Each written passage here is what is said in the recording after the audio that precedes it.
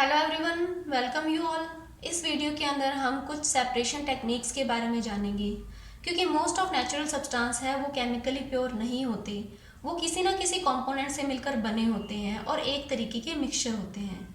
और अगर हमें इन कंपोनेंट की इंडिविजुअल स्टडी करनी है तो हमें सबसे पहले उसे इस मिक्सचर से सेपरेट करना होगा। हम हमारी डे टू डे लाइफ के अंदर देखते हैं कि कुछ हेटेरोजेनस मिक्सचर को हम सिंपल फिजिकल मेथड से सेपरेट कर सकते हैं, जैसे कि hand picking, filtration, sieving etcetera.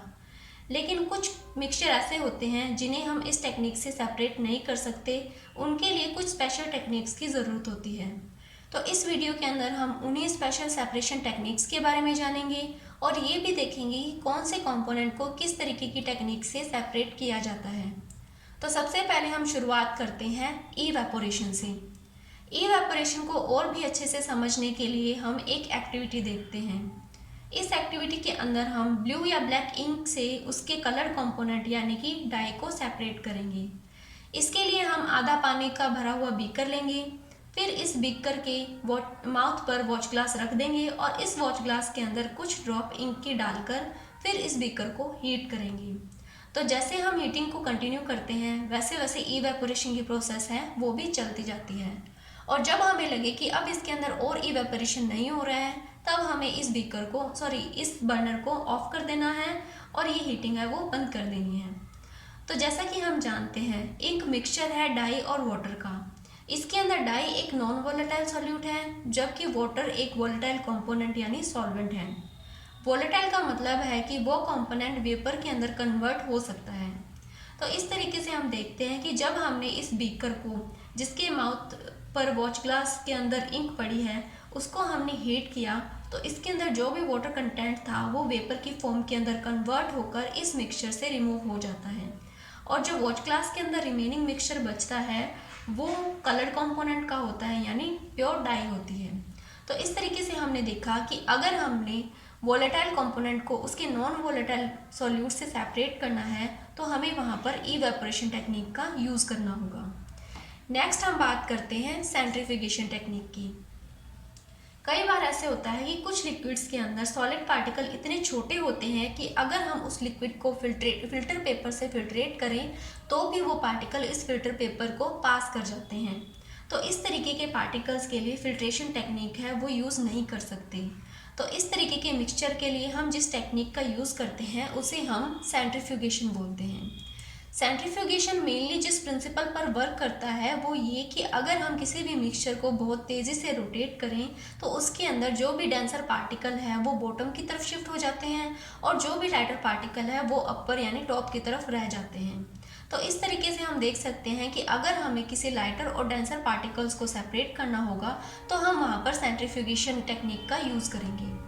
Centrifugation technique की जो एप्लीकेशंस है वो ये कि इसे जो डायग्नोस्टिक लेबोरेटरीज़ है वहाँ पर भी यूज़ किया जाता है जिसके अंदर ब्लड टेस्ट और यूरिन टेस्ट किया जाता है, या फिर इसे डेयरीज़ के अंदर भी यूज़ किया जाता है।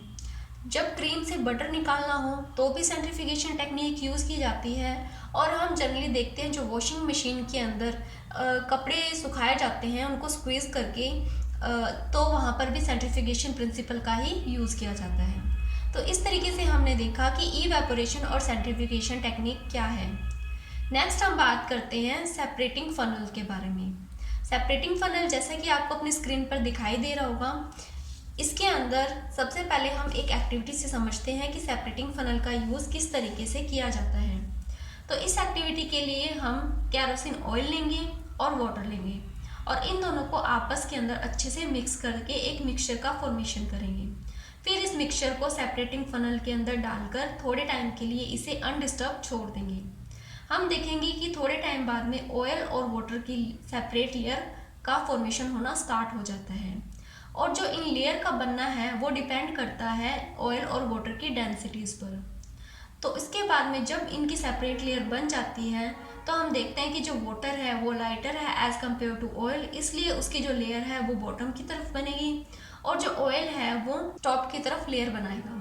तो इस तरीके से हम देखेंगे कि वाटर और केरोसिन ऑयल की दो तरीके की लेयर बन चुकी है।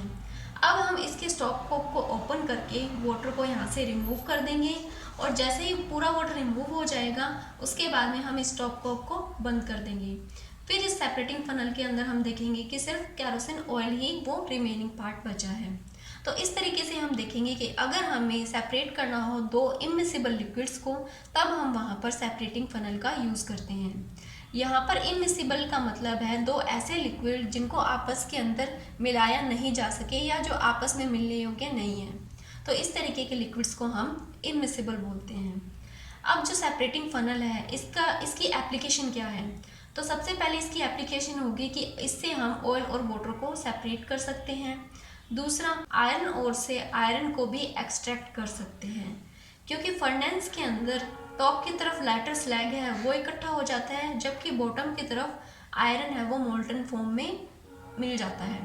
तो इस तरीके से हमने सेपरेटिंग फनल का भी यूज़ देखा। नेक्स्ट हम बात करते हैं सब्लिमेशन की। सब्लिमेशन वो प्रोसेस है जिसके अंदर कोई भी सॉलिड है वो बिना लिक्विड के अंदर चेंज हुए डायरेक्टली गैसेस स्टेट में चेंज हो जाता है। तो इस तरीके की प्रोसेस को हम सब्लिमेशन बोलते हैं, जो ऑलरेडी हम हमारे फर्स्ट चैप्टर के अंदर अच्छे से स्टडी कर चुके हैं।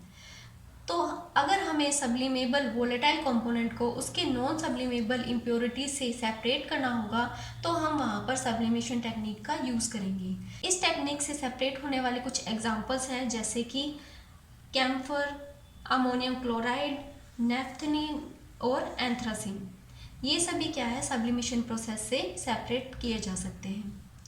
इसके अलावा जो भी टेक्निक्स हैं वो हम हमारी नेक्स्ट वीडियो के अंदर डिस्कस करेंगे।